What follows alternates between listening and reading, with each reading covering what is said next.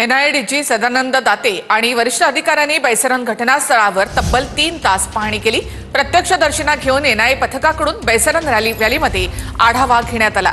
NIA पथकाने CRPF कॅम्पला सुद्धा भेट दिली। एनआयएच्या तपासामध्ये नव्या गोष्टी समोर येण्याची शक्यता आहे।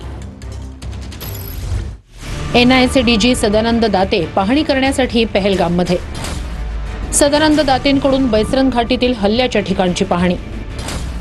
एनआयएच्या डीजी दाते यांनी आतापर्यंतच्या तपासाची माहिती घेतली। एनआयएच्या टीमकडून घटनास्थळाची सखोल तपासणी। एनआयएकडून घटनास्थळी फॉरेन्सिक पुरावे गोळा करण्याचं काम। पहलगाम हल्ल्याबाबतच्या तपासात नवी माहिती समोर।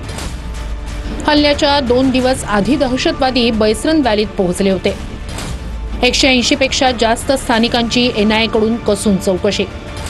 पहलगामच्या हल्ल्याआधी दहशतवाद्यांकडून 3 ठिकाणांची रेकी। एनआयएची माहिती। बेताब व्हॅली आणि अम्युजमेंट पार्कचीही दहशतवाद्यांकडून रेकी। बैसरण व्हॅलीसह आणखी 2 ठिकाणांची देखील रेकी जी आहे ती या दहशतवाद्यांनी केलेली होती। याच अम्युजमेंट पार्कची देखील रेकी दहशतवाद्यांनी केलेली होती। 6 पैकी 3 दहशतवादी या ठिकाणी आलेले होते आणि त्यांनी या ठिकाणी रेकी केली होती। दहशतवाद्यांनी हल्ल्यानंतर पळून जाण्यासाठी बैसरण व्हॅलीची निवड केली। एनआयएची माहिती। लष्कराकडून शूर रेजिमेंटचा व्हिडिओ प्रसिद्ध। शूर रेजिमेंट देशाच्या संरक्षणात रणगाड्यांसह आघाडीवर।